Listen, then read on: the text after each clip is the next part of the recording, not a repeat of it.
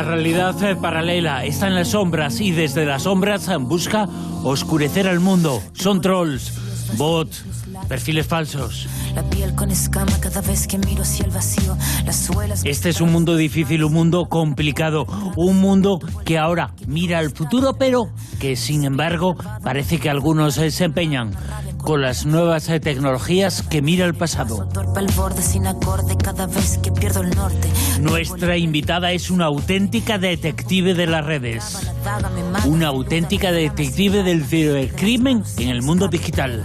Tengo mi rincón florido, sacar la voz. Es una de las principales especialistas del país. Ella es Selva Orejón. Selva, muy buenas, ¿qué tal? ¿Qué tal? Muy buenas noches. Bueno, qué nombre tan apropiado, Selva, para meterse y para investigar la selva de las redes y la selva de la informática, que también tiene su aquel. Es otro mundo completamente... yo no sé cuál es el real y cuál no es el real. Supongo que te lo has preguntado en muchas ocasiones, ¿no? Bueno, la verdad es que todos son los reales, porque en el fondo todo el comportamiento que existe en Internet es el que tienen las personas en su día a día, porque no deja de ser, pues nada, una esfera bastante compartida con el resto de las acciones que se hacen, así que todo es real. Yo no sé si es cosa de la edad, pero yo me hago un poco un lío con los nombres, con los personajes, con cada uno de los tipos de individuos que puede haber en la red, en Internet, en la informática en general, en el mundo digital. Por ejemplo, ¿qué es un bot? Bueno, un bot es la abreviación de robot. Y generalmente un bot se suele entender como un usuario que ha sido programado previamente para poder generar una serie de acciones. Estas acciones pues pueden ir desde generación de comunidad, es decir, tratar de conseguir que haya muchos perfiles que estén visitando una página o que estén visitando un perfil social. También un bot, por ejemplo, puede ser programado para... Tú estás organizando una serie de contenidos, luego los indicas, es decir... haces que se publiquen a la hora y en el momento en el que tú quieras, de manera que se puede intentar simular que es el comportamiento natural de un humano detrás de un usuario. ¿Y qué es un troll y qué diferencia hay entre un bot y un troll? Vale, bueno, un troll es el comportamiento que tiene un usuario generalmente real, con lo cual no sería un bot, es decir, con un nombre y con un apellido detrás, que normalmente ha tenido una problemática, pues por ejemplo, ¿no? Un usuario que está descontento, un cliente que ha tenido una mala experiencia, un proveedor al que a lo mejor pues no se le ha pagado, o incluso en algunas ocasiones hay temas de amoríos, o mejor dicho, de desamoríos. Y entonces empieza a tener un comportamiento que no está respondiendo a razones y que es prácticamente imposible de poder darle la vuelta. Nosotros intentamos diferenciar cuando es un troll, utilizando un poco pues la empatía, la asertividad y lo que nosotros le llamamos en psicología humanista la escucha activa. Tratar de comprender cuál es la necesidad que está teniendo el otro no resuelta y por lo tanto qué es lo que haría para que cambiase su actitud. Y con suerte a veces se puede conseguir. Por lo tanto, ¿puede decirse que un bot es una máquina y un troll un ser humano? Exactamente, eso es. Existen también los botnet, ¿no? Que son redes de bots. Eso se puede programar, pueden existir, que muchos bots a la vez hagan o digan algo parecido. Bueno, las botnets realmente no se refieren tanto a usuarios, sino a funciones que se le da a una red, por ejemplo. Vamos a poner que queremos hacer o replicar uno de los ataques que hacía Anonymous al principio de sus orígenes. Ellos lo que hacían es programar una botnet para que envíen muchas peticiones de acceso a una página y tumben el servicio. Es decir, hay demasiadas peticiones, con lo cual cae el servicio y hay una denegación de servicio. Ese es uno de los motivos por los cuales se utilizan las botnets.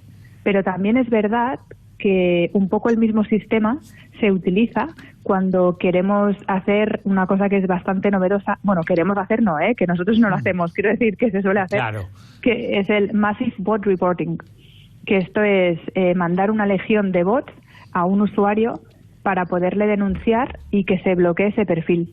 Y cuando se bloquea ese perfil, bueno, finalmente lo que hace es cargarse la capacidad de respuesta de ese usuario. Y se está haciendo contra muchos políticos. ¿Ah, sí? Sí.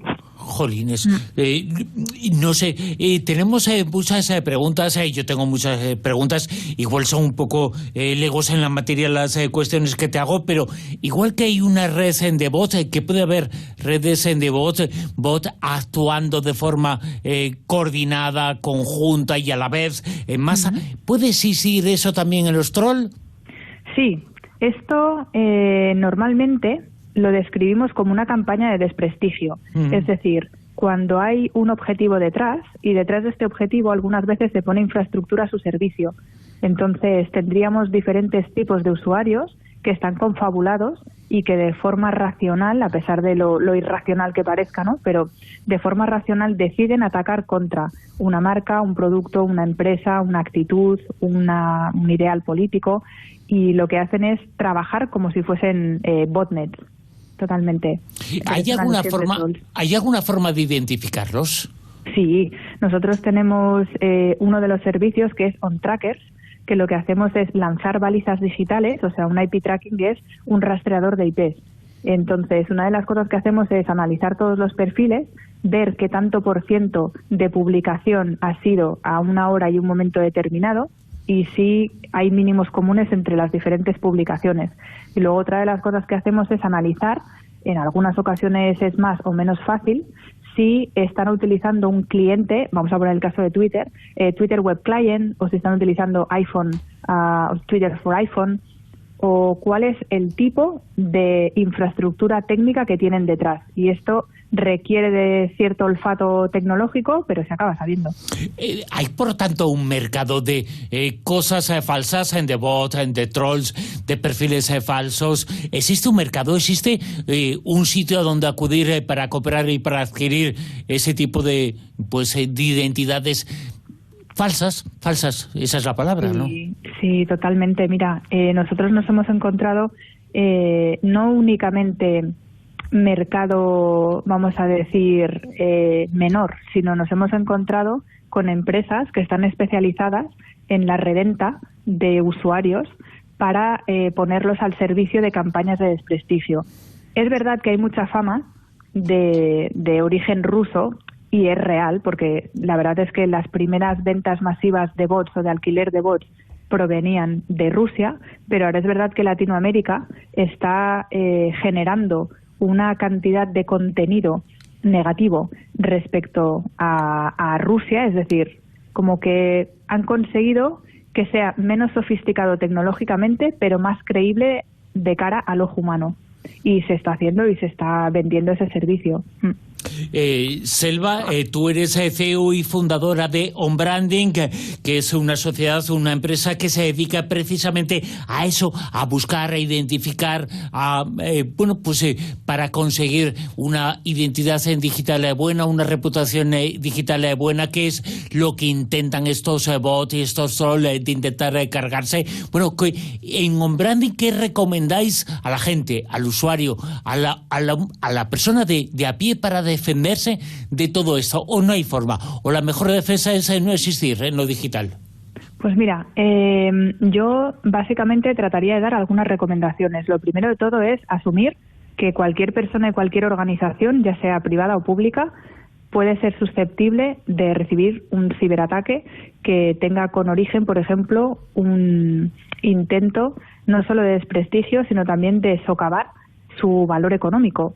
Por lo tanto, como cualquier persona lo podría sufrir o cualquier empresa, lo suyo es tener un sistema de escucha activa, de monitorización, que cada día o cada semana o cada mes puedan recibir las informaciones que se están volcando negativas sobre ellos.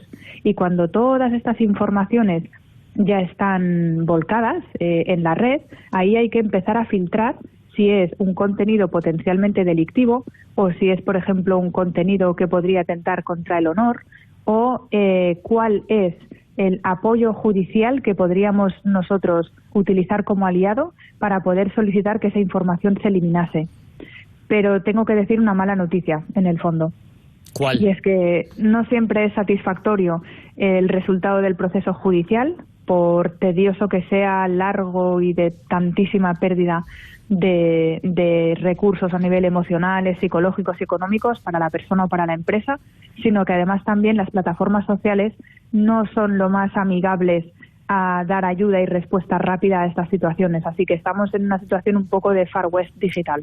O sea, por un lado, no hay una legislación todavía adaptada a la realidad y quienes han convertido esa realidad en, en ese mundo que existe, que está ahí, no está muy interesado tampoco en colaborar con los que intentan defendernos del mal, ¿no? Exactamente. Justo lo has definido mejor imposible.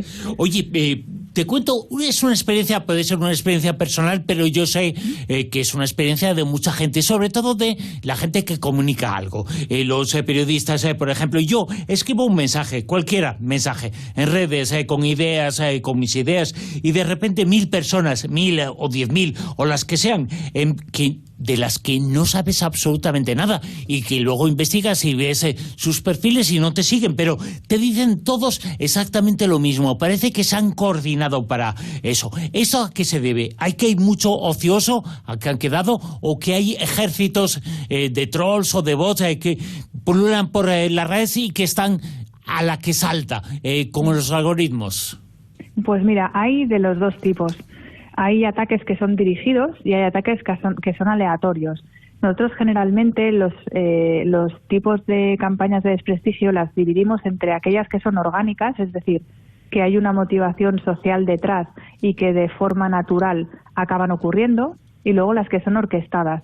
Entonces sería muy importante el poder ver si hay algún tipo de ciclo de ese tipo de campaña. Por ejemplo, tenemos clientes que están recibiendo boicots, por ejemplo, boicots a los productos catalanes, y los reciben generalmente cuando se acercan las elecciones o previo a las elecciones. Entonces es como un poco, se utiliza como parte de una campaña política, está al servicio político, pero no está identificado detrás de un partido claramente. Entonces lo que hacen es utilizar diferentes valores que la sociedad puede llegar a comprender como aliados de su ideología para tratar de atacarlos.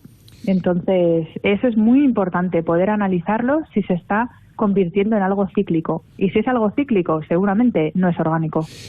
En muchas ocasiones tú dices algo, una persona dice algo, acusa al troll de ser un troll y se siente ofendido esa persona porque es una persona de carne y hueso, pero ha seguido las normas de, de esos trolls, de esas noticias falsas, se las ha creído. Supongo que ese es el objetivo, ¿no?, de este movimiento.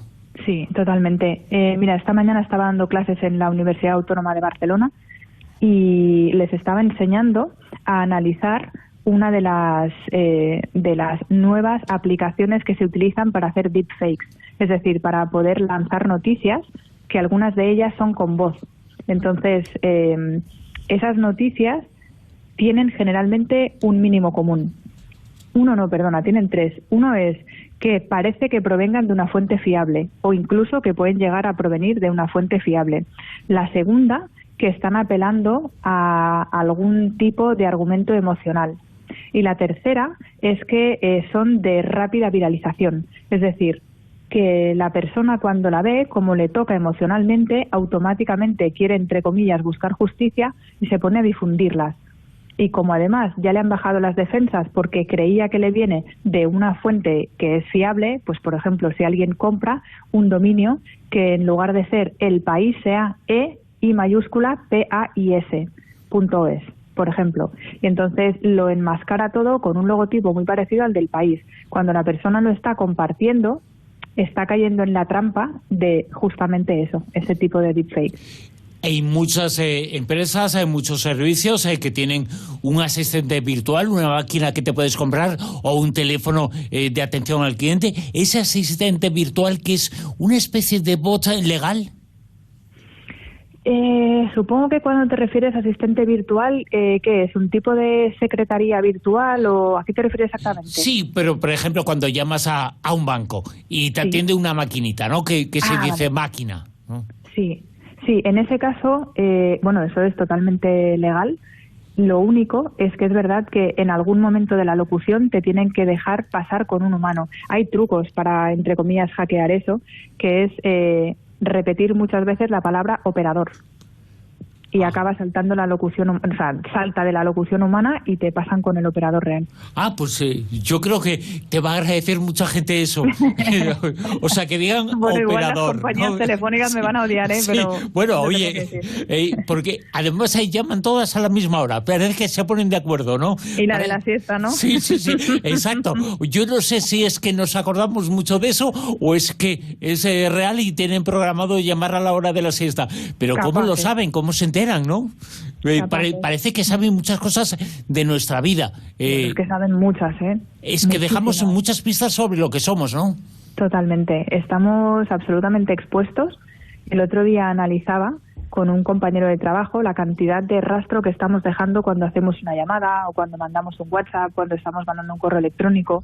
Pues imagínate cuando hay millones de personas que están conectadas y que están teniendo los mismos patrones. Pues al final acabas extrayendo información que ya no solo les sirve a nivel comercial o a nivel de marketing, también les sirve pues para poder predecir comportamientos, claro.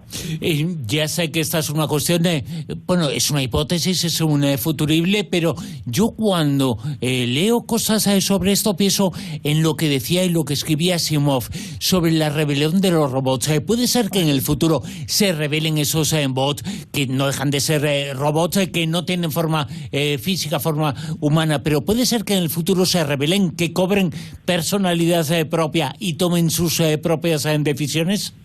Pues a riesgo de parecer paranoica, te diría que sí, que existe la posibilidad, porque cuando tú dotas de mucha inteligencia artificial a determinadas máquinas con una capacidad de procesamiento muy alto, puedes acabar controlando lo que sería más la conexión física.